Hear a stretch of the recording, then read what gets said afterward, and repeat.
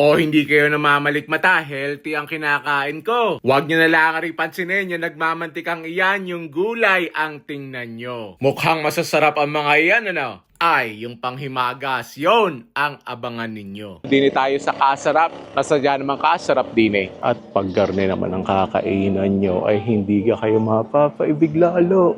Wow! Pari na ang aming pagkain. Kita nyo, taba ng tilapia, oh. Kuha na rin tayong itong laswa. Aring laswa ay ilonggo dish daw. Pero ang tingin ko, ari sa atin ay bulang lang. Ari laang may hipon. Yung hinihigop mo, alam mo na healthy eh. Nalalasahan mo kasi konting-konti lang yung alat. Talagang yung gulay yung malalasahan mo. Tapos yung, kasi kasama sa pagpapakulo yung shrimp. Kaya nalalasahan mo rin yung shrimp. Masarap talaga yan. Kaulam ng tilapia. First bite. Thank you, Lord. Gugulayan na natin. Aring laswa. Bulang lang. Probably one of the healthiest Pinoy dishes that we have. Kita mo naman, may okra, may talong, may string beans, may kalabasa. Sarap.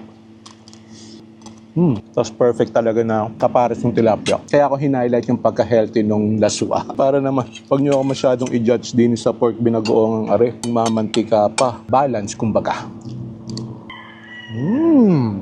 Wow! Ang sarap ng bagoong na ginamit nila. Hindi sobrang alat. Actually, may konti siyang tamis eh. Lambot ng pork. Kuha tayo ng taba. Balansehin natin. Yung kanilang fried chicken, crispy fried chicken. Kita nyo naman. Pero yung mga fried chicken na alam nyo na pinakuluan sa lasa bago i-deep fry.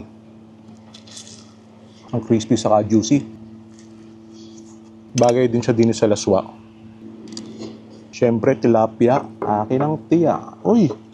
May naman din pala, oh. Wow! Buti tayo po yung lat-lat ko. Tayo ng tiyan. Tapos yung kamatis. Atin ng sili. Now, this is a solid bite. Yan, ari na, kanilang halo-halo. Akalain mo, ari sadyang dinadayo din eh. Hindi yan basta-basta yelo. Kaya ari yelo pala ang ay panalo na. Parang buko sherbet kayo.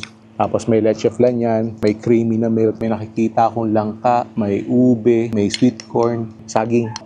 Parang halo-halo pala ang. Ay kahit ari lang ipunta mo din sa kasarap.